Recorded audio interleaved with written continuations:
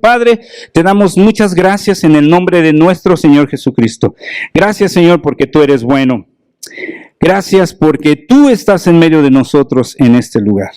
Gracias, Señor, por la vida de cada uno de los que estamos aquí. Pedimos que tu palabra hable a nuestro corazón, que sea tu Espíritu Santo hablándonos, que no sea yo, que sea tu Espíritu, Señor. Usa mi vida como un instrumento solamente, como una vasija, pero Padre, que sea tu grandeza, tu palabra, tu gloria, tu Espíritu Santo hablando a nuestras vidas el día de hoy.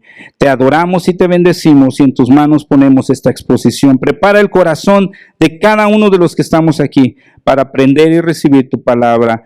En el nombre de tu Hijo amado Jesucristo te lo pedimos, Señor. Amén. Amén. Hoy, hermanos, tenemos un tema sobre misiones. Y sobre este tema vamos a estar basando los estudios del libro número 6. El reto de las misiones mundiales. ¿Cuántos hombres aún entre sombras? Decía un misionero. ¿Cuántos pueblos lejos de la luz? Y a lo mejor en este momento usted se está preguntando, hermano, ¿por qué vamos a hablar de misiones?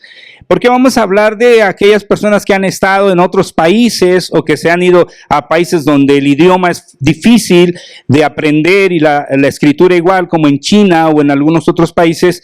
¿Por qué tenemos que hablar de este ministerio cuando nosotros tenemos en nuestro México una población muy superior a los evangélicos y debemos compartir el evangelio con ellos? Bueno, quiero yo decirle que misiones no solamente es atravesar el océano para predicar la palabra de Dios. Las misiones inician desde nuestra colonia. Y lo vamos a estudiar el día de hoy. ¿Por qué son importantes las misiones? ¿Por qué? Porque la expansión del evangelio viene a través de las misiones. Dios, el Señor, nos dio la gran comisión. Y si vamos nosotros ahí a nuestro manual, nosotros vamos a empezar a hablar de la gran comisión. Del lado derecho hay un pequeño dibujo. Y voy a pedir que alguien me ayude a leer lo que dice debajo de ese pequeño dibujo donde se ven algunas chozas, donde se mira una aldea. Alguien, por favor, que tenga su manual y que lo lea en voz alta. En las vastas planicies del norte, a veces he visto en el sol de la mañana y el humo de miles de aldeas donde nunca ha estado un misionero. Dice, Robert Moffat, él habla acerca de esas planicies donde se ve a lo lejos el humo y se ve que hay habitantes, alguna aldea en ese lugar, pero no hay un misionero que vaya a ese lugar. Ahora, yo no sé si ustedes saben, en Naucalpan tenemos muchísimas iglesias, pero todavía tenemos colonias donde no hay iglesias en Naucalpan. Y hay colonias muy grandes o poblaciones aquí en Naucalpan donde hay una iglesia o hay 2 iglesias, pero necesitamos otras 5 iglesias en ese lugar. Y pues a veces plantamos o buscamos una iglesia para ponerla o hacer misiones donde está pavimentado, ¿verdad? Donde ya hay luz, donde ya hay agua, donde ya hay drenaje, pero hay muchos lugares donde todavía no existe esto. La gran comisión nos dice la palabra de Dios yendo ahí a Mateo, Evangelio según San Mateo, capítulo 28, versículo del 18 al 20, nos enseña esta escritura algo muy importante.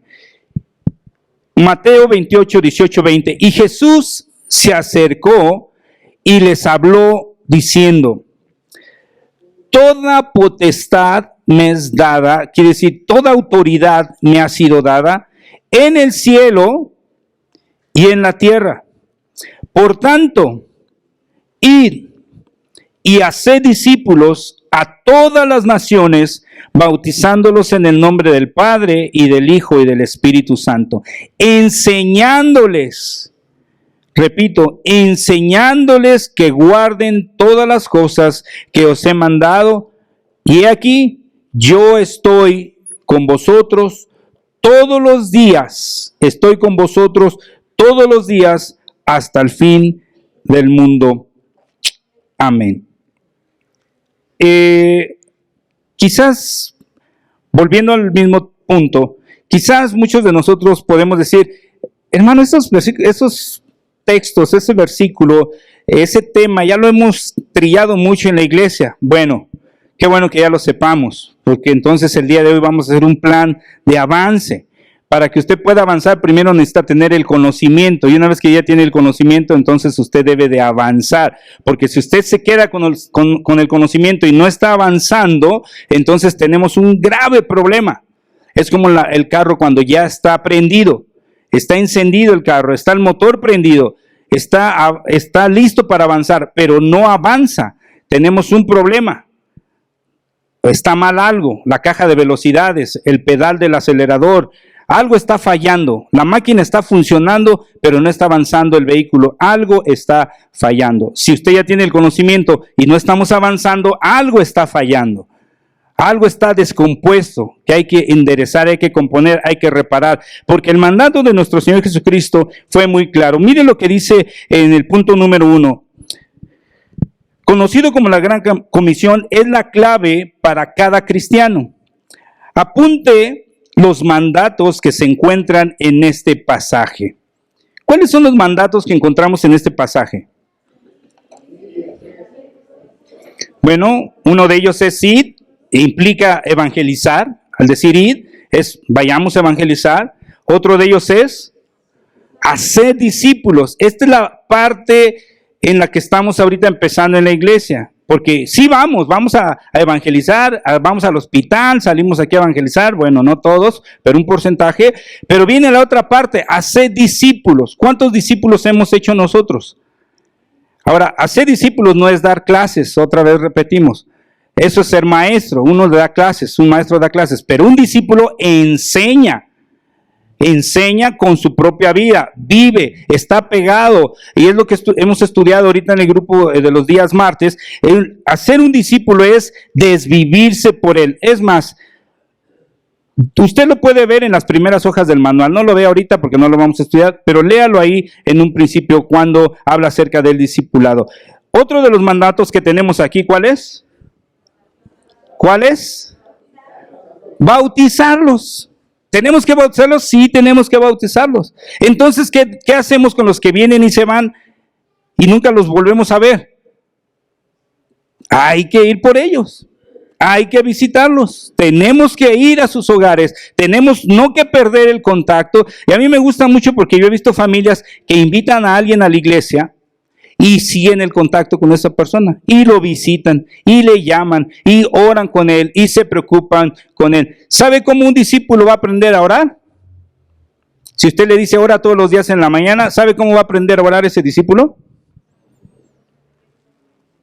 Cuando usted lo haga. Y a lo mejor usted va a decir, no, pues yo estoy en mi casa y él está en su casa, ¿cómo me va a ver cuando yo oro? Mándele un WhatsApp. Llámale por teléfono, dígale, ¿a qué horas te vas a ir a trabajar? A las 6, te hablo a las 5:30 para que oremos 10 o 15 minutos. Llámele, oren por teléfono, vamos a orar nuestro tiempo devocional 5:30 de la mañana o 5:45 de la mañana, y enséñele a orar todos los días. Después de un tiempo, él le va a estar llamando a usted para orar a las 5:30 de la mañana.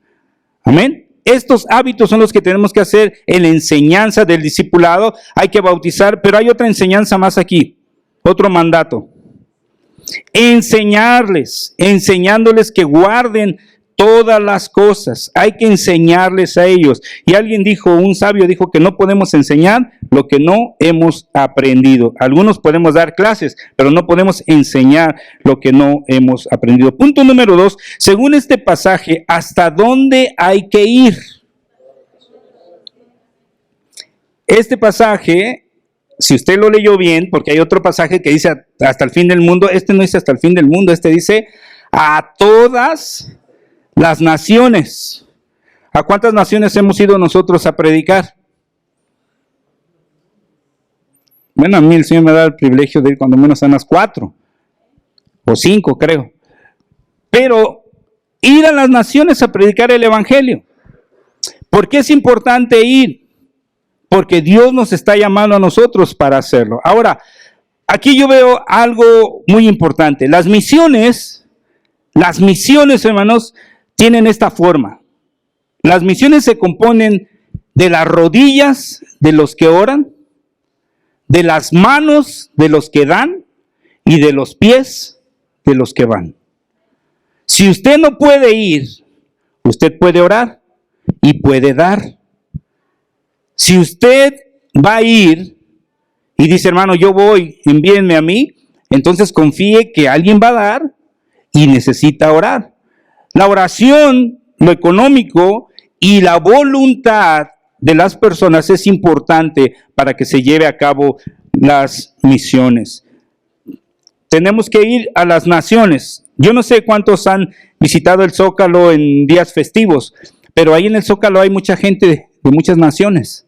Han venido a México gente de muchas naciones. ¿Cómo es?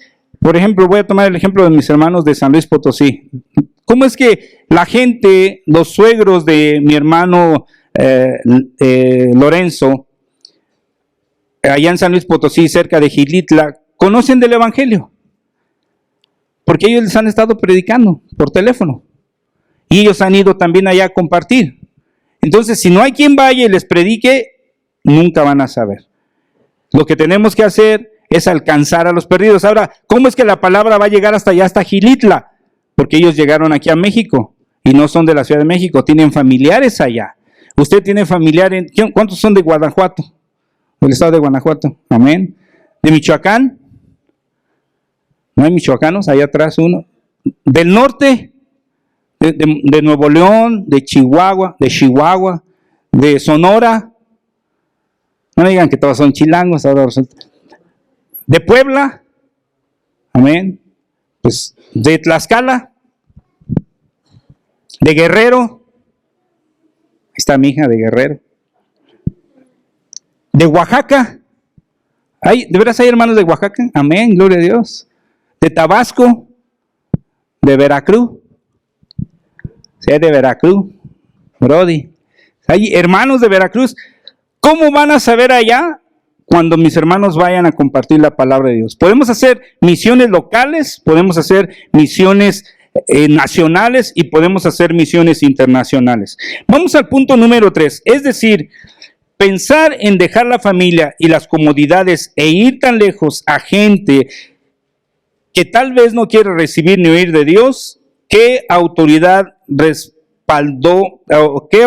y respaldo tendrá el que acepta el reto misionero de discipular a gente en otras culturas y creencias? ¿Qué nos dice Mateo 28, 18? ¿Qué nos dice Mateo?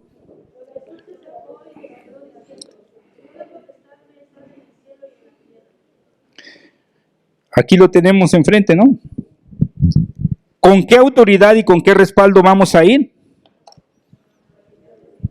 Con la autoridad de Jesucristo mismo.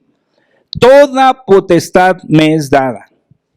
Toda autoridad me es dada a mí. Y quiero yo decir, hermano, que usted y yo estamos aquí gracias a que alguien se preocupó de compartir y venir a México y dejar su comodidad y venir a compartir la palabra de Dios con nosotros. Esto lo vamos a estar estudiando un poquito más adelante, la historia de las misiones aquí en México. Número 4, al mandarnos a ir al fin del mundo, ¿qué prometió Cristo? Según el versículo 20.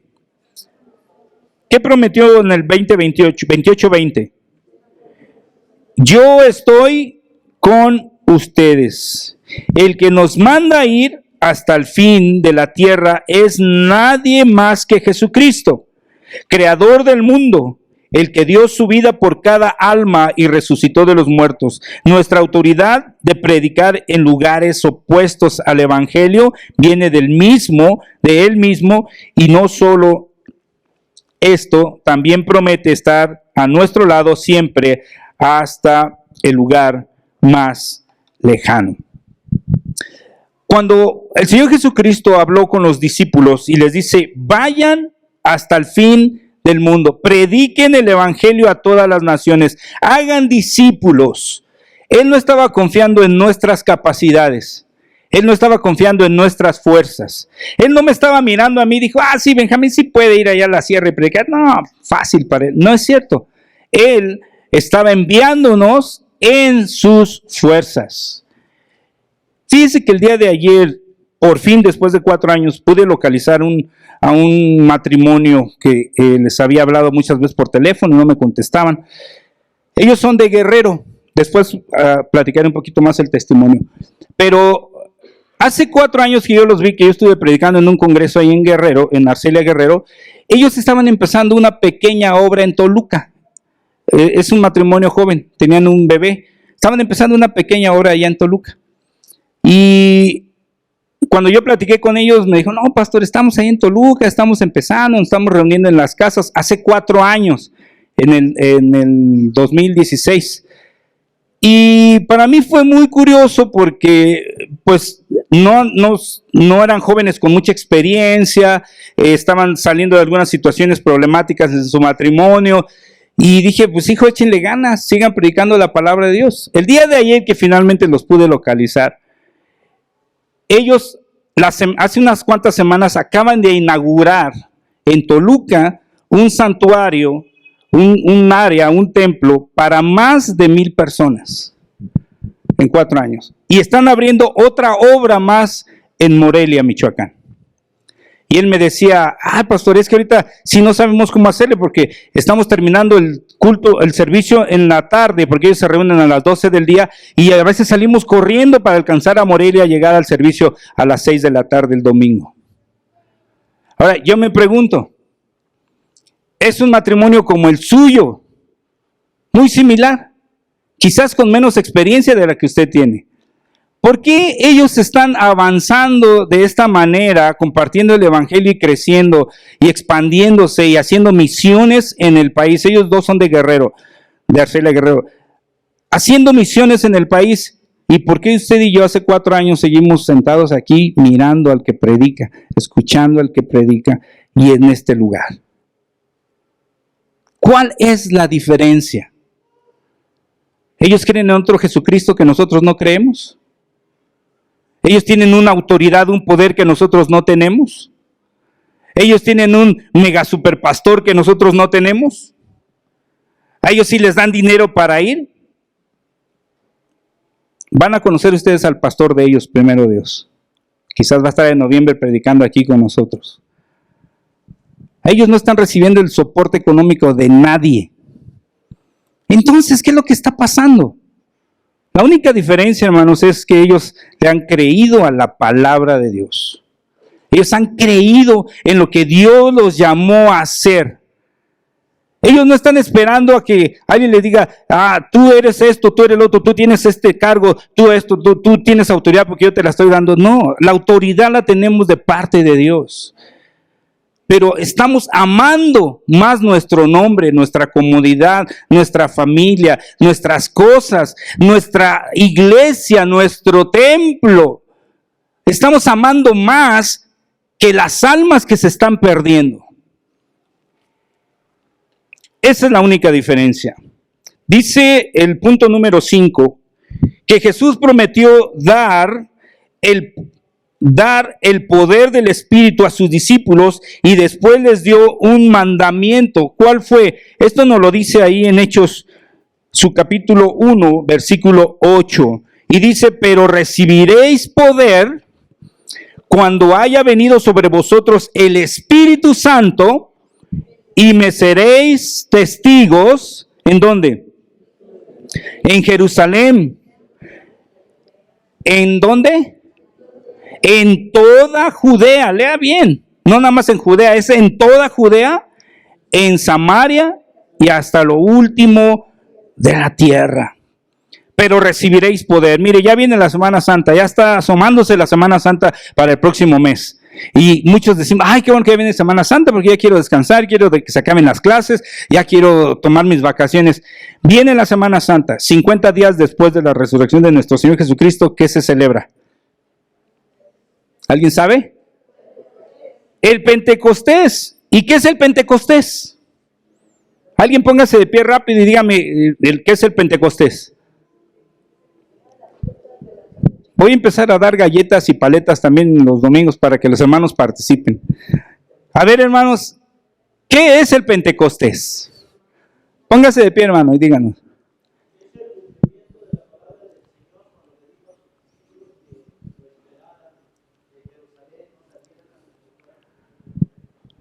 Amén. hasta que fueran investidos. Es el cumplimiento, como dice mi hermano, de la palabra de Dios. No salgan de Jerusalén hasta que sean investidos del poder de lo alto. Y ese poder era el advenimiento del Espíritu Santo. Y cuando nosotros leemos ahí en Hechos, en los capítulos, en el resto del capítulo 1 y el 2, nosotros vemos que estaban todos juntos y vino de repente la llenura, el bautismo del Espíritu Santo y comenzaron a hablar en otras lenguas. Y a partir de ahí empieza la iglesia exponencialmente a predicar el evangelio por todos lados. Ahora, ¿es importante ser bautizado en el Espíritu Santo? Sí es importante. ¿Es importante ser lleno del Espíritu Santo? Sí es importante que nosotros pidamos la llenura del Espíritu Santo para predicar la palabra de Dios. El poder del Espíritu Santo en nuestra vida. Porque otra vez repito, no somos nosotros somos vasijas de barro, todos, usted y yo. Es la autoridad y el poder de Dios que radica y habita en nosotros la que va a hacer que se cumpla la palabra de Dios. Pero algunas de nosotros como vasijas nos sentimos mucho, ¿verdad? No. Yo soy vasija, pero no soy igual que aquellas. No. Pues mira, tantos años en el evangelio. Tantos pastores que ha aguantado. Algún mérito debe haber. No hay méritos, hermanos. Las recompensas están allá en el cielo. Cuando ya lleguemos allá, cada quien va a recibir las recompensas. Aquí no se dan recompensas a nadie, ni aplausos a nadie. Bueno, a los niños ahorita que pasaron porque se aprendieron los 66 libros de la palabra de Dios. Pero la palabra de Dios dice que recibiremos el poder con el propósito de ¿qué? ¿El propósito de qué? De ser testigos. ¿Testigos de qué? ¿De Jehová? ¿Testigos de qué? A ver, hermano, voy a preguntar así como allá en la clase pregunto. ¿De qué vamos a ser testigos? Hermana Maribel, ¿de qué somos testigos?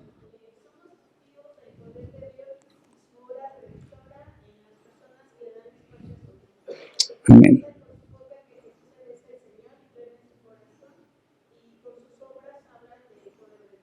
Amén. ¿Testigos de qué, hermana Pau?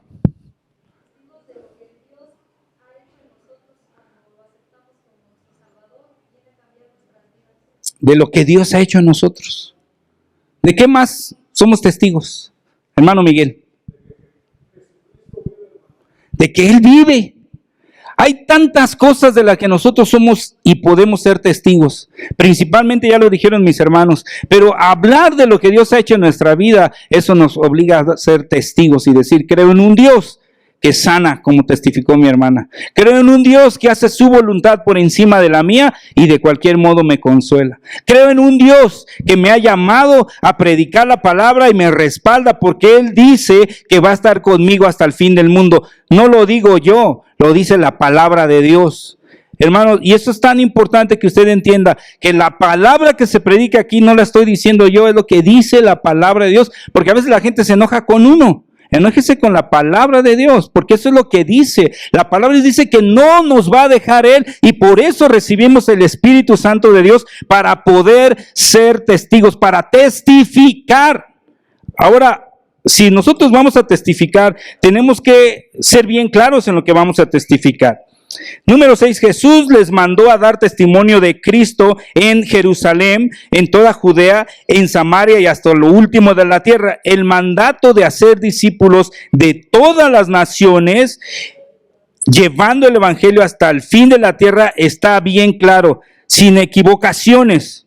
En este versículo miramos una progresión desde la ciudad de Jerusalén, donde se encontraban, su provincia que era Judea y después a la provincia vecina que era Samaria y por fin hasta el fin de la tierra. ¿Hasta dónde lograron los primeros discípulos llevar el evangelio en el primer siglo? ¿Hasta dónde lo llevaron ellos? ¿Han estudiado los viajes de Pablo? ¿Sí? Bueno, este es el Imperio Romano. Este es más o menos lo que abarcaba el Imperio Romano. Los cristianos en el primer siglo, en el siglo I, empezaron a predicar el evangelio.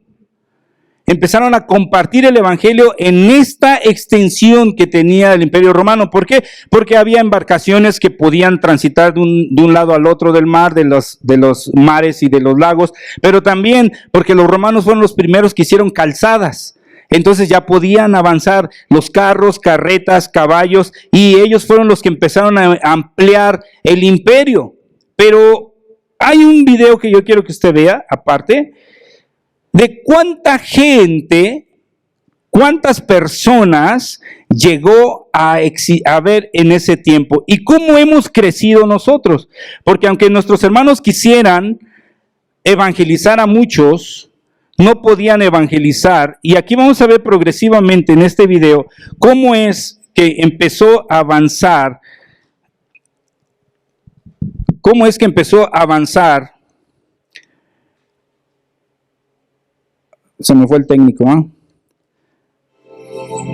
Vamos a ver si lo alcanza a ver. ¿Cómo es que avanzó el crecimiento de la población?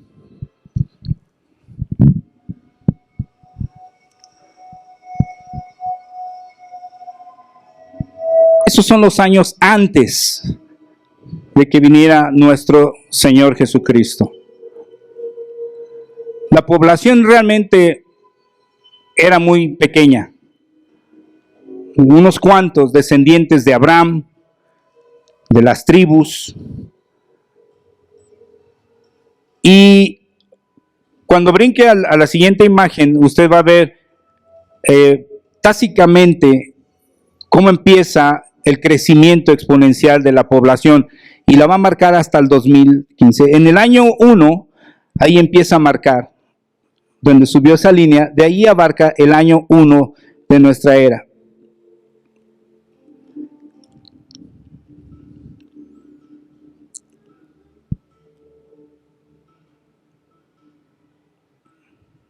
Un millón de personas aproximadamente, solo 1 millón.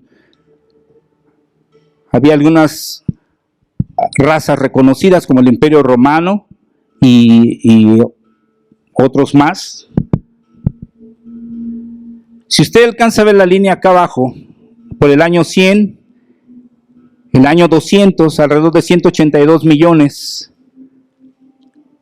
Por el año 300, cuando llegue al 300, entonces crece un poco más la población.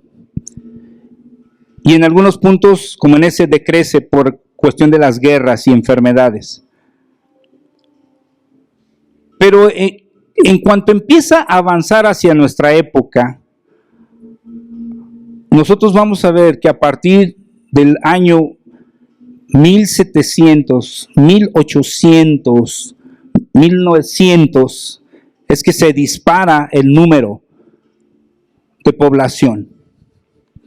183, 185 millones. Por el año 700 ya éramos casi 200 millones de habitantes en toda la tierra. Siguen creciendo los grupos. Si ustedes se dan cuenta, en Europa no había nada en América. No existía todavía nada en otros países, en otros continentes. Había poblaciones, poblados, había gente, pero muy, muy poca. Alrededor del año 1000, ya éramos más de 250 millones de habitantes sobre la Tierra. Y ya había mucho más grupos distribuidos en el planeta. Y entonces empieza a crecer la línea. Si se da cuenta, para el año 1200, ya casi éramos 400 millones de habitantes sobre la Tierra. Llegando a los siguientes otros 100 años más, en 1400, y después al 1500, empieza a crecer la población de una manera tremenda.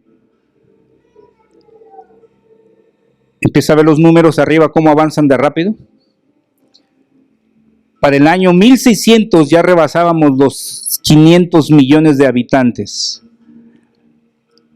para el año 1700, otros 100 años más, ya vemos nosotros que casi llegamos al billón. Y aquí es donde se empieza a disparar. Exactamente en el año 1800. Para los 1900, ahí marca, ya éramos 1.7 billones, 2 billones. Casi para el año 2000, mire cómo aumenta. 7, 8, y este cálculo se detiene en el 2015, pero se calcula que para el 2100 el mundo sería o no va a tener la capacidad de soportar la población global. Nosotros estamos en el 2020. Tenemos casi 8 billones de habitantes sobre la Tierra. ¿Quién o quiénes van a evangelizar a toda esta gente? Esas son las clases que vamos a estar teniendo los domingos. Hay una ventana de la cual vamos a estar hablando más adelante, se llama la ventana 1040, que son los grupos con religiones más fuertes, menos evangelizadas. Es los lugares a donde menos han ido los misioneros y donde más necesidad hay. Si va conmigo ahí al manual que estamos estudiando,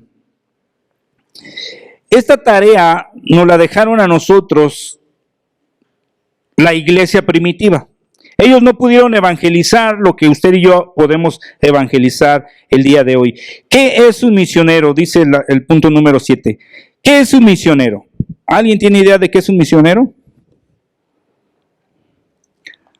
Si leen la parte de abajo, pero ¿qué es un misionero? Siempre que hablamos de misioneros, para usted, ¿qué ha entendido que es un misionero? Pues alguien que hace misiones, ¿no? Bueno, obvio.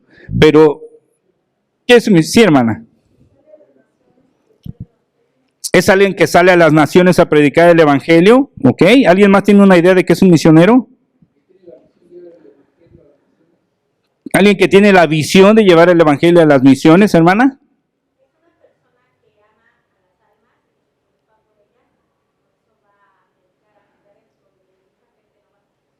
Es una persona que ama las almas y que por eso va a predicar los lugares donde muchos no van.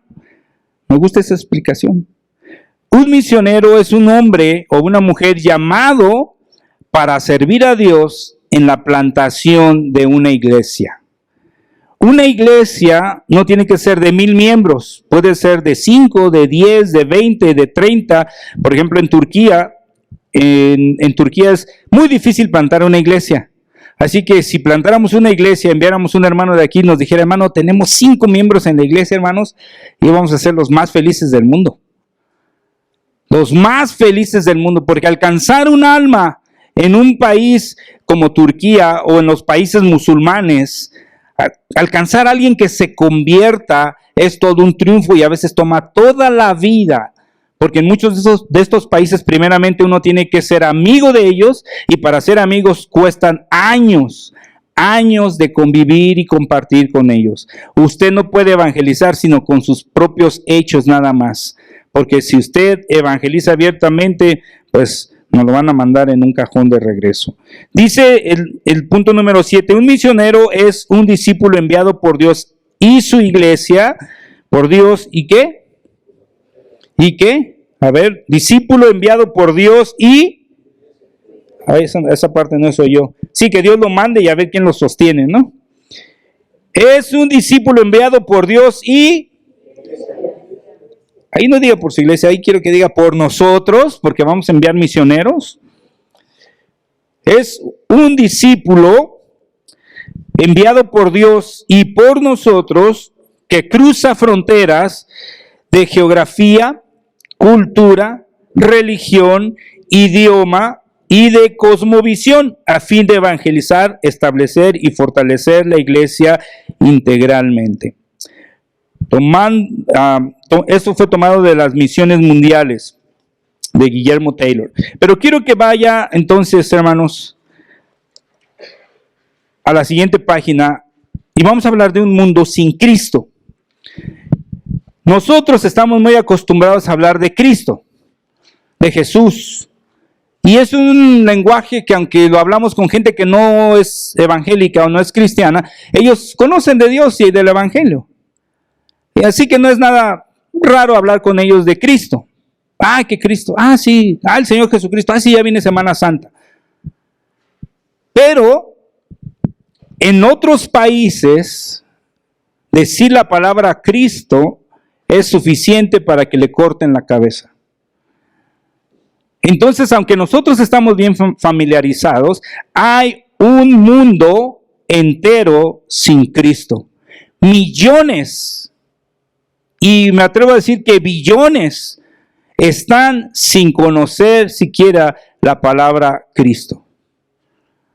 Porque han venido de generación en generación y han crecido de generación en generación sin tener el conocimiento de nuestro Señor Jesucristo. En cada continente hay millones que nunca han oído una presentación clara del Evangelio, especialmente en Asia y África, donde el Islam y el hinduismo, el budismo y el animismo reinan. En otros lugares, como en Europa, que en siglos pasados recibieron el Evangelio con gozo, pero actualmente son caracterizados por un materialismo que consideran que Dios no es relevante en esta época moderna. Hay grandes religiones en el mundo. Estas son algunas: el judaísmo, el islamismo, el cristianismo, el budismo y el hinduismo. Ahora, cuando hablamos de cristianismo, estamos hablando de una manera global, porque cuando las estadísticas hablan del cristianismo, ahí incluyen desde testigos de Jehová, católicos, protestantes, evangélicos, adventistas, es un grueso. Pero estas son las principales religiones en el mundo. Ahora, en Asia y en esa parte de África es donde reina el islamismo, el budismo y el hinduismo, y el animismo también. Estas son las principales religiones del mundo. Y más o menos estos son los porcentajes. Hay ciertas variaciones, depende de la escuela y la universidad que los ha presentado y los proyectos que se han presentado. Pero esta es la que yo encontré que es de las más exactas. Por eso fue esta la que les puse aquí. Los musulmanes, el 21%. Y estamos hablando de la población mundial. 21%. Después siguen los católicos ortodoxos y otros, por eso dice ahí y otros, porque si los juntamos con el grupo evangélico son alrededor del 33% del grupo evangélico, que sería el predominante a nivel mundial, pero, como lo vuelvo a repetir, es una mezcla. Después tenemos también un 18% que son de los que están sin religión, y después el 13% que es el hinduismo y luego el budismo o los budistas. Y después la religión tradicional de China, que es el 6%. ¿Y por qué es el 6% en China? Si nada más es de los chinos. Porque en China hay cantidad de gente, mucha gente que evangelizar. También están los animistas que ocupan un 3%, los judíos que están ahí metidos, y otros. Esta es más o menos la rebanada grande del pastel que nosotros tendríamos que analizar para predicar el evangelio en otros lugares. Hay 3 religiones monoteístas principalmente, y aquí está la descripción para que nosotros lo podamos ver. Las 3 iniciaron desde Abraham. A un lado está Sara, al otro lado está Agar. De Sara viene Isaac, viene Jacob, vienen las 12 tribus de Israel, pero de ahí de Jacob al lado, hacia el centro, está el judaísmo. Ahí es donde nace el judaísmo. Pero el cristianismo continúa de Judá y después del rey David y después de José y María, de quien nace nuestro Señor Jesús, y de ahí surge el cristianismo. Por el lado de Agar es Ismael, la tribu ismaelita, Mahoma y el Islam.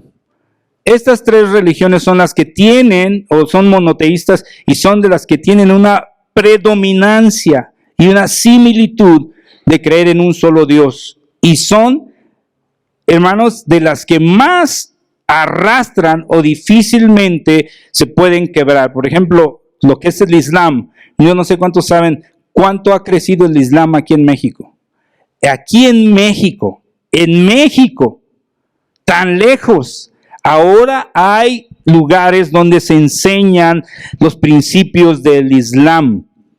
Algo que no se había visto en muchísimos años. Este grupo de musulmanes o islamitas ha empezado a crecer de una manera exponencial. Efesios 2 nos dice algo importante. El animismo, perdón, ya no hice referencia al animismo. Vamos, alguien que me ayude a leer lo que significa animismo, por favor. Ahí lo tiene en su material, en su manual.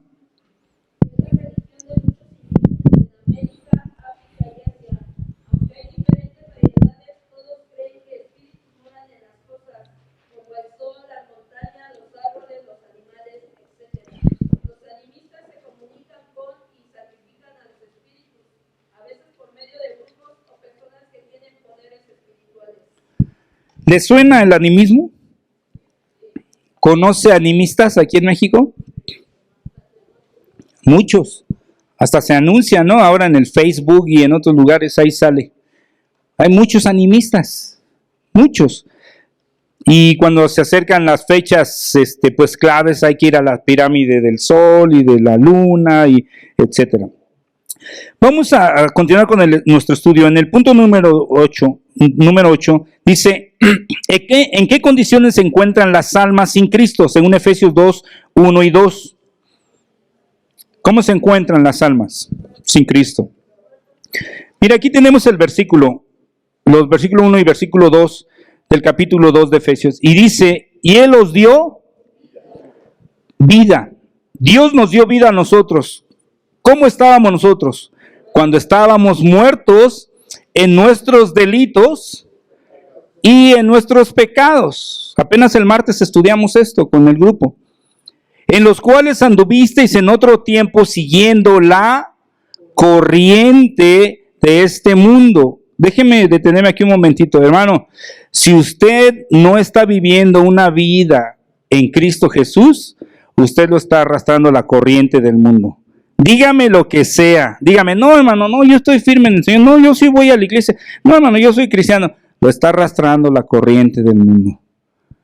Lo está arrastrando. Si no está haciendo la voluntad de Dios, la está arrastrando la corriente del mundo. Todo lo que no es con Dios es contra Dios. Déjeme, le digo, puede ser su matrimonio, pueden ser sus hijos, puede ser su trabajo, pueden ser sus estudios, pueden ser sus ambiciones. Es de la corriente del mundo. La corriente del mundo va en contra de la voluntad de Dios. ¿Cuál es la voluntad de Dios? Que usted esté en China predicando el evangelio.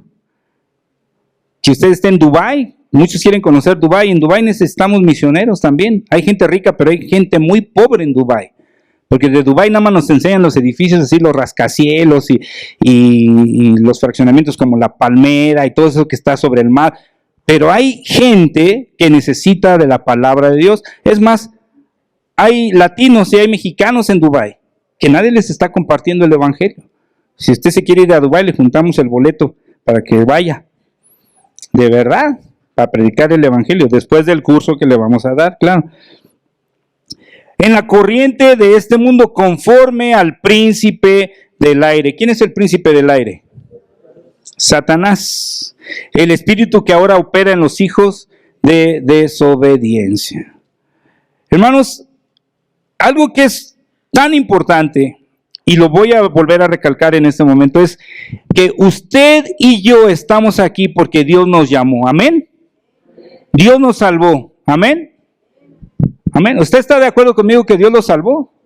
Y si usted no es salvo, hoy va a haber oportunidad de que usted pueda ser salvo. Pero si Dios nos salvó y Él nos llamó, es porque Él tiene un propósito en nuestra vida. Ahora, la pregunta de los 64,000, ¿usted está cumpliendo el propósito de Dios para su vida?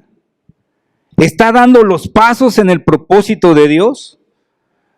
¿O le dijo, Señor, permíteme tantito en el propósito, déjame hacer unas cositas que tengo que arreglar? Mira, mis hijos están chiquitos, están creciendo, déjame acabo con la escuela, la universidad de ellos, Señor, y luego te sirvo tiempo completo. Señor, mira, nada más necesito otro $1,000,000 y me dedico a la obra a tiempo completo. Bueno, regresando del viaje en el Caribe, ¿no? En mi crucero, me dedico a servir. Si Dios nos llamó tal como nos ha llamado, así como estamos, con el empleo que tiene, con el esposo, la esposa que tiene, los hijos, la familia, la casa, con todo lo que usted tiene, Dios nos llamó con un propósito. Estamos cumpliendo el propósito de Dios. Yo creo que nos está faltando cumplir el propósito de Dios. ¿Por qué Dios no se mueve en mi vida? Mire, a veces hay como reclamos, no, la iglesia no crece, no hay avivamiento, no, tantas cosas.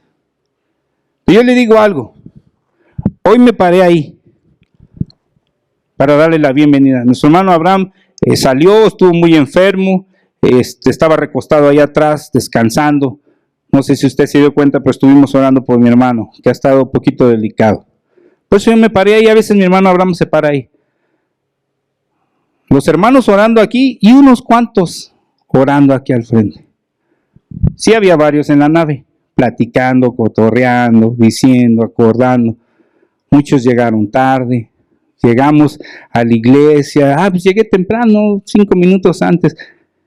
Yo le digo, hermano, algo. ¿Cuántos tienen negocio aquí? Levante su mano el que tenga negocio. No es para ver los diezmos, ¿quién tiene un negocio aquí? Levante su mano los que tengan un negocio. ¿Llegan tarde al negocio que tienen? Trabajan el doble de lo que trabajan en un empleo, ¿cierto? Se tienen que levantar más temprano. Tienen que dormirse más tarde porque un negocio requiere esfuerzo. Si usted atiende su negocio así como llega a la iglesia, usted va a tronar. La verdad. Necesita meterle ganas al negocio. Yo he tenido negocios y el negocio no te deja descansar. Yo le digo, hermano, si queremos ver la gloria de Dios en nuestra vida, si queremos alcanzar a esos perdidos que son millones, así no lo vamos a hacer. Ni siquiera la colonia donde estamos, ni Naucalpan. Yo le exhorto y yo le invito a que usted entregue y dedique su vida, no a la iglesia, no al movimiento, no al pastor, a Cristo. Entregue su vida, desgástese por el Señor, porque eso sí tiene recompensa. Eso sí vale la pena. Cuando usted entrega su vida completamente al Señor, cuando usted le dice, Señor, yo te amo por encima de lo rico que están las sábanas, por encima de la comodidad que tengo en la casa, por encima de la comida que me como y que me como lo que yo quiero, por encima de mi familia, por encima de todo lo demás, Señor, yo quiero hacer tu voluntad. Entonces, cuando Dios lo llame a hacer su voluntad en la colonia, en el estado, en el país o fuera del país, diga amén. Porque Dios quiere hacer algo grande en su vida. Si no estamos muertos para el mundo y vivos para Cristo, estamos corriendo en las mismas corrientes del mundo. No son libres, más bien están bajo la influencia del mundo y el diablo, príncipe de las potestades del aire. Viven en desobediencia, desorden y temor, a fin de cuentas, no importa si son indígenas en una selva o profesionistas de alta sofisticación, sin Cristo están perdidos. Las misiones mundiales consisten en mandar gente para alcanzar estas multitudes sin Cristo. No importa a quién va a alcanzar usted, profesionistas, políticos, a donde Dios lo mande. Si lo manda a la sierra, vaya a la sierra. Yo en una ocasión le dije, Señor, ¿por qué a mí me mandaste allá a la sierra, Guerrero? De donde precisamente salieron estos muchachos que le estaba platicando en un principio. ¿A qué me mandaste a mí a la sierra, Señor? Mucho calor, polvo todo el tiempo. Ahorita si va allá ya no va a tragar polvo. Pero cuando yo iba con el pastor de allá, íbamos en camionetas pick-up con tubos atrás, agarrados atrás, agarraba la camioneta y no quería que a nadie hiciera la parada, porque en cuanto hace la parada lo alcanza toda la tierra, a cerrar los ojos y la boca, y luego a escupir tierra y limpiarse la tierra. Ahorita ya está pavimentado, con muchos hoyos, pero está pavimentado. Ya no pueden correr como corrían antes, Pero hermano, yo le decía al Señor, ¿por qué me mandaste acá, Señor? ¿Por qué si yo puedo predicar en la universidad, puedo predicar en otro lado? ¿Por qué me mandaste a mí, no mandaste a otros hermanos? ¿Y sabe por qué? Porque el Señor nos manda donde Él quiere. ¿Yo quién soy para preguntarle a Él?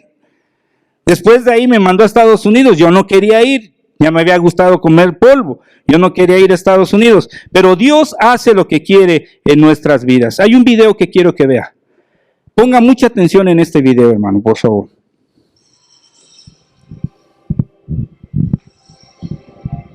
La India es el hogar de un tercio de la población.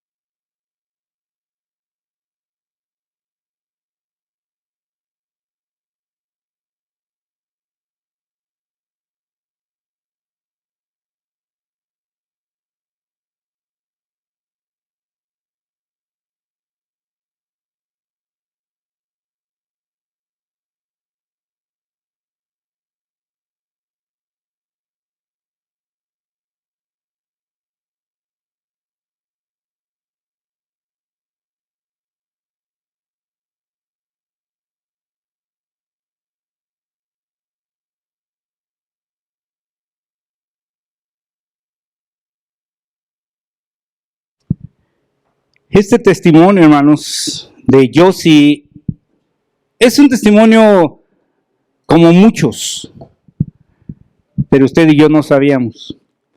Él nació en una familia normal en la India.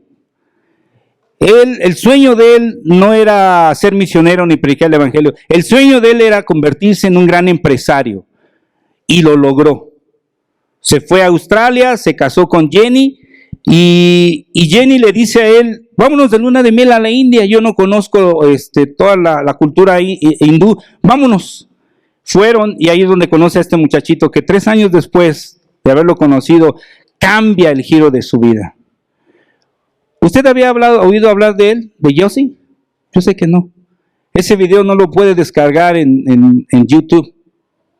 No está en YouTube. Ese es un video que se transmite solamente a nivel liderazgo, a nivel global, a mundial. ¿Por qué Dios llamó a Josie para hacer este trabajo? Dios puso en su corazón una visión muy grande, tocar 100,000 comunidades indígenas.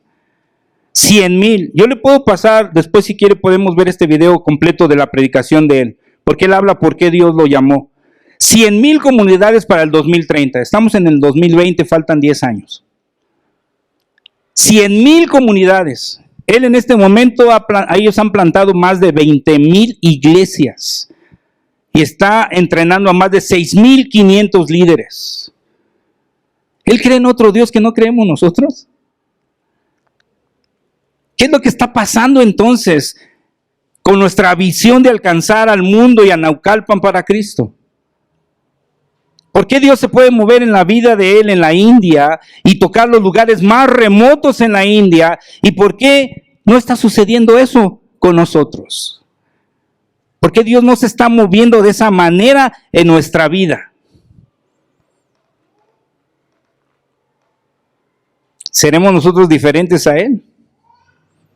Aquí hay muchos profesionistas igual que Él. ¿Por qué Dios no está usando nuestra vida? ¿Cuál es el reto de las misiones para hoy en día? ¿Sabe lo que Él hizo? Ya que Él llegó al nivel corporativo, abandonó todo lo que tenía para venirse a trabajar a la India. Inició un ministerio que se llama Empire. y empezó a alcanzar y entrenar a la gente y a enviarla para plantar más iglesias. Tiene mujeres y tiene hombres trabajando para alcanzar a otros. Y olvídese del dinero, él ni siquiera, hay gente y hay mujeres y hombres que ni siquiera tienen un sueldo para predicar el evangelio en ese lugar. Alcanzando a 100,000 comunidades. ¿Cuántas colonias hay en Naucalpan? Hermano Dani, tú que más o menos las conoces, porque andas en Joapas. ¿Unas qué? 240. Unas 240. Aquí ya vemos como 200, póngale que haya 160. Estaríamos, si nos repartimos de 2 colonias por cada uno, nos las acabamos antes de que llegue Navidad. 240 colonias en Naucalpan contra 100,000 comunidades en la India. ¿Por qué Dios no está haciendo esto en nosotros? Pregúnteselo un momento. ¿Por qué Dios no está usando mi vida como la vida de Josie y de Jenny, su esposa? ¿Qué está pasando en mi vida? ¿Dónde está el Espíritu Santo de Dios? ¿Cuál es mi razón de doblar mis rodillas? Señor, dame, ayúdame, mira, necesito. ¿Cuál es la visión cuando yo doblo mis rodillas y oro? ¿Cuál es el impulso de mi corazón para levantarme cada día? ¿Es tener otro sueldo el día viernes o el día sábado? ¿Es llevar a mis hijos a la escuela para que tengan una buena universidad? ¿Es tener una casa nueva, un carro nuevo? ¿Cuál es el deseo, el impulso? ¿Qué es lo que me levanta de la cama todos los días para hacer? Esta es la diferencia en el Señor.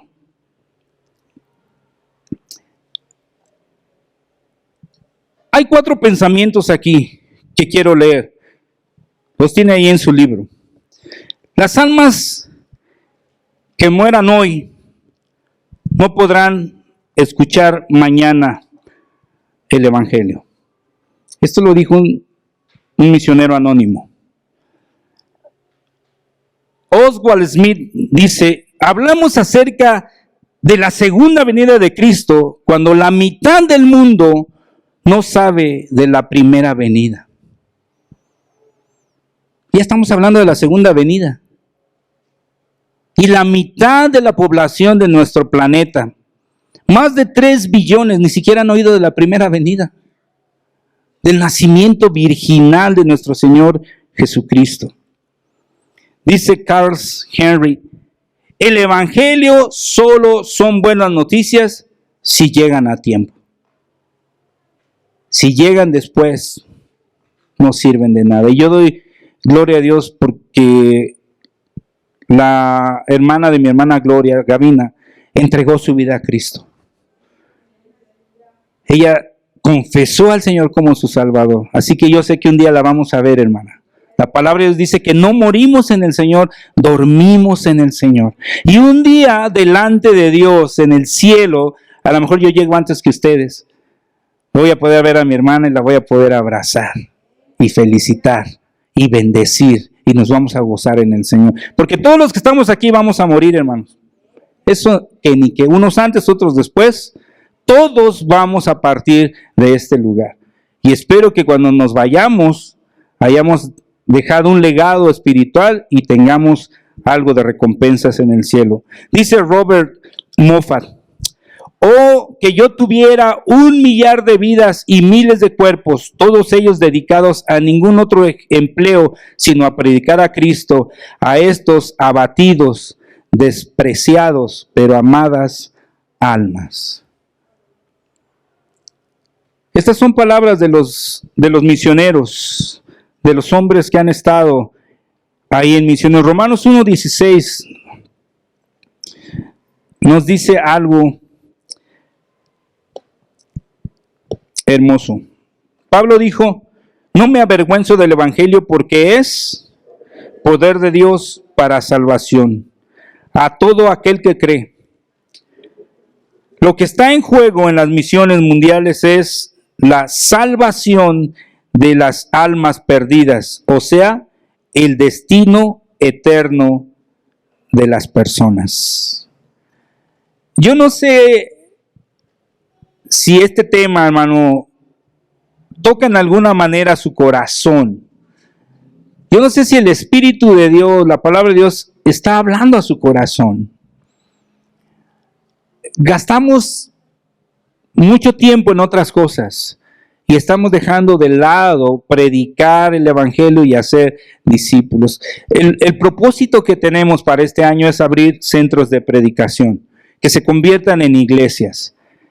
Desafortunadamente no tenemos ministros, no tenemos hermanos con un corazón dispuesto para abrir esas iglesias. Pero las vamos a abrir, porque yo creo que Dios va a obrar en el corazón de cada uno de nosotros. Por lo pronto estamos planeando allá donde viven los niños huérfanos, que por cierto estuvieron con nosotros el domingo pasado. Estuvo Abby, estuvo Alex y estuvo Viviana con nosotros. Y por cierto, pocos les dieron la bienvenida y los saludaron. Somos una iglesia que predicamos del amor de labios para afuera, pero no lo vivimos y tenemos que vivirlo más. Y me incluyo con ustedes, tenemos que vivirlo más, tenemos que sentir dolor por aquellos que se pierden, por aquellos que menos tienen. Tenemos que involucrarnos más en ello. ¿Saben que 2 doctoras están atendiendo a estos niños? Le están haciendo trabajos dentales. Y están haciendo trabajos dentales. Están haciendo desde cirugías y muchas cosas. Y no están cobrando un solo peso. Porque ellos dicen, es una bendición, pastor, poder ayudar a estos niños. Es una bendición poderlos atender a ellos. Y todavía faltan un montón de citas. Y a veces yo he estado apretado en el tiempo por llevarlos, pero es mi bendición llevarlos. Y el de mi hija también. Los estamos llevando a los niños. Y no es porque, el pastor quiere hacer todo, no. Porque es una bendición que yo no le voy a dejar a usted. Lo voy a pensar a ver si se la dejo, pero para mí es una bendición que yo quiero tener. Pero si ellos vienen y ellos necesitan, cuando les dimos el anuncio que quedaron huérfanos, pues todos preocupados, ¿verdad? Pero ya pasaron 3 meses y ya se nos olvidó. Porque yo sigo teniendo la comida calientita en la mesa, todo lo que necesito, etcétera. Y a veces no necesitan ellos dinero. ¿Sabe qué necesitan? Que alguien se acerque y los abrace, los bese, les dé la bienvenida, se ría con ellos, sentirse que son importantes para alguien más. Y estuvieron con nosotros hace 8 días, gracias a Dios. Hoy está con nosotros Carmelo, lo conocimos en la semana, aquí está enfrente, un ancianito. Tiene mucha necesidad también. Hoy tenemos más personas nuevas. También aquí está un matrimonio con nosotros. Levante su mano, Esmeralda, ¿ah? Y su esposo están con nosotros. Ellos ya conocen de la palabra de Dios, se acaban de mudar por aquí cerquita, pero hoy están con nosotros. Sus 2 pequeñitas están en la clase con los niños. A veces no es tanto el dinero, ellos necesitan apoyo espiritual, bastante apoyo espiritual. Ya no necesitamos ir a buscarlos. Están llegando. Y ni así. Hermanos, yo creo que Dios quiere hacer algo y nosotros no estamos dejando que Dios haga lo que quiere hacer. Yo creo que Dios quiere transformar nuestra vida al igual que la comunidad, pero no estamos dejando que Dios haga lo que Él quiere hacer en nuestras vidas. Y quiero decir, hermano, que allá donde están estos 3 niños vamos a tener una caravana médica. Van a ir, si usted se quiere agregar, alguno de mis hermanos de aquí se quiere agregar, porque va a ir en manos de otra iglesia. Vergonzosamente van a venir a ayudarnos a nosotros, hermanos de otra iglesia, cuando nosotros seríamos los que deberíamos invitarlos a ellos a venir a lo que vamos a hacer. Va a ser una caravana médica, dentista, vamos a dar consultas, vamos a cortar el cabello, vamos a hacer una actividad grande. Así que usted, yo y el resto de los que van a venir, vamos a tener esa actividad, pero también vamos a predicar el evangelio a los niños, pero también vamos a tocar puertas, pero también le vamos a hablar a los adultos del evangelio, pero también vamos a dar alimentos. Vamos a empezar ahí un club de niños. Entonces yo no sé si usted quiere hacerlo. A lo mejor dice, no, hermano, está re lejos, y luego para subir de allá porque está en la mera cañada. Hágalo si el Señor pone eso en su corazón. Hágalo en el nombre del Señor. Agréguese. Y no ponga tantos peros, porque siempre que a veces decimos, vamos a evangelizar, siempre hay como 20 ideas nuevas. Sí, hermano, pero ¿por qué no evangelizamos? Diga amén. Esa es la palabra clave, amén. ¿Quién irá por nosotros y cómo irán si no vamos, si no somos nosotros los que hablamos y somos enviados? Dice el profeta, heme aquí, envíame a mí. Ahí no dijo, oye Señor, espérate, vamos a hacer un plan, mira, ¿por qué no hacemos un proyecto? A ver, ¿cuántos somos los que podemos ir? Heme aquí, envíame a mí. Y no estaba, a mí, envíame a mí, también al hermano, mira, porque él no está haciendo nada, mira, y también la hermana, todo el tiempo llega tarde, también hay, envíame a mí. Si no van los demás, ese ya no es cuento suyo. Envíame a mí. Yo quiero ir, yo quiero ayudar, yo quiero estar, yo quiero participar, yo quiero ser bendecido. Dice el punto número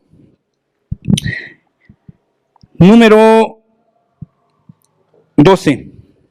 ¿Qué es lo que motiva a un misionero? Hudson Taylor, un pionero en las misiones, fue a vivir a China en 1853. En cuanto a motivación de ir a un lugar lejano y hostil, el Evangelio dijo: mi deseo es que Dios nos haga el infierno tan real que no podamos descansar, el cielo tan real que deseemos probarlo, y que Cristo sea tan real que se convierta en nuestro motivo supremo.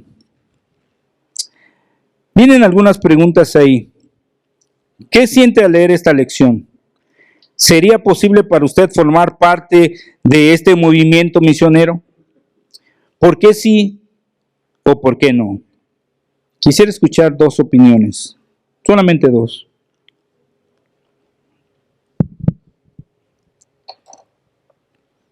Nada más dos, hermanos, nada más dos. ¿Qué siente usted al ver la necesidad mundial?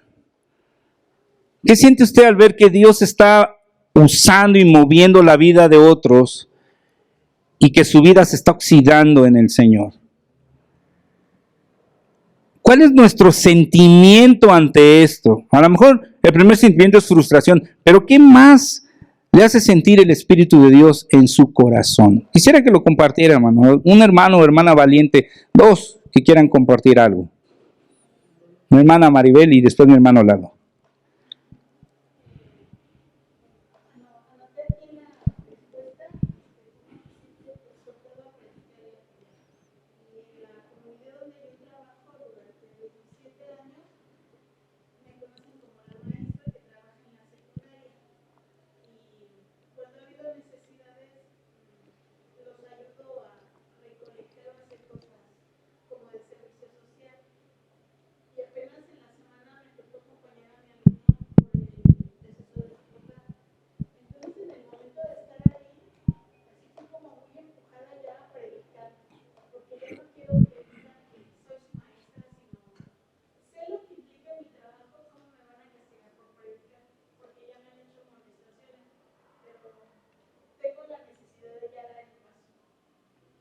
Amén. Mi hermano Lalo.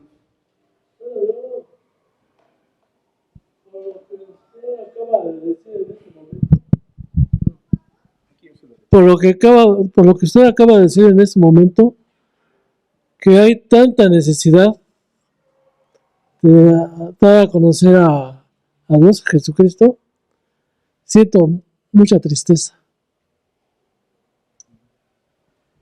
Qué bueno que podamos sentir tristeza, podamos sentir frustración, podamos tener algún tipo de sentimientos que nos mueva del lugar donde estamos, que nos tumbe del asiento, que nos despierte en la madrugada y que diga: Señor, esto que el domingo compartió el pastor no me deja estar en paz, algo tenemos que hacer. Y yo sé, hermano, mire, que su vida no es perfecta, tampoco la mía, pero Dios quiere usarlo. Yo sé que así como usted se equivoca, yo me he equivocado muchas veces, pero Dios quiere usarlo. Yo sé que a lo mejor usted mira las cosas de otro punto de vista, yo las miro de otro punto de vista, pero Dios quiere usarlo. ¿Dónde lo quiere usar el Señor? Esa es la pregunta que usted le tiene que hacer. Porque enseñanza usted tiene, capacitación usted tiene, vida cristiana usted tiene, dones usted tiene, ministerios usted tiene. Recuerden el último mensaje que compartí. Con respecto al servicio, todos tenemos un llamado, un ministerio, todos tenemos dones para servir a Dios. ¿Por qué no los estamos usando? No le eche la culpa al pastor ni a la organización, porque nosotros no frenamos ministerios, porque no los damos. No damos dones ni quitamos dones. Es el Señor el que se lo ha dado. Pregúntele este día, Señor, ¿en dónde y de qué manera quieres que yo te sirva? Porque Dios lo quiere usar, hermano. Dios lo quiere usar. Y si usted todavía está cómodo en la banca, a lo mejor un domingo que usted llene ya vamos a vender todas las bancas para que usted esté de pie. Y ya no se sienta cómodo en la iglesia. Y entonces usted diga, no, yo me voy a salir a plantar una iglesia porque quiero bancas en la iglesia para sentarme. Y entonces menos se va a poder sentar. Todo el tiempo va a estar parado compartiendo la palabra de Dios. Hay un pasaje en 1 Timoteo 2, 3, 4. Porque esto es bueno y agradable delante de Dios, nuestro Salvador, el cual quiere que todos los hombres sean salvos y vengan al conocimiento de la verdad. Ese es el deseo del corazón de Dios, que todos los hombres sean salvos y vengan al conocimiento de la verdad. ¿Alguien le predicó a usted el Evangelio? ¿Recuerda? Vamos a hacer un poquito de memoria. ¿Recuerda que alguien le habló del Evangelio a usted? ¿Recuerda cuando le hablaron? ¿Recuerda lo que le dijeron? ¿Recuerda el día que usted entregó su vida a Cristo? Cuando usted dijo, Señor, ven a mi vida, me arrepiento, perdóname. Esa persona fue enviada por Dios para su salvación. Ahora Dios quiere usar la vida de usted para la salvación de muchos otros. El Señor quiere hacerlo. Hay un pasaje, y le voy a invitar a que se ponga de pie ahí en su lugar. Y que leamos juntos este pasaje. Es un pasaje, el pasaje inicial. Y es el texto de nuestra lección. Léalo conmigo en voz alta. Dice así, por tanto,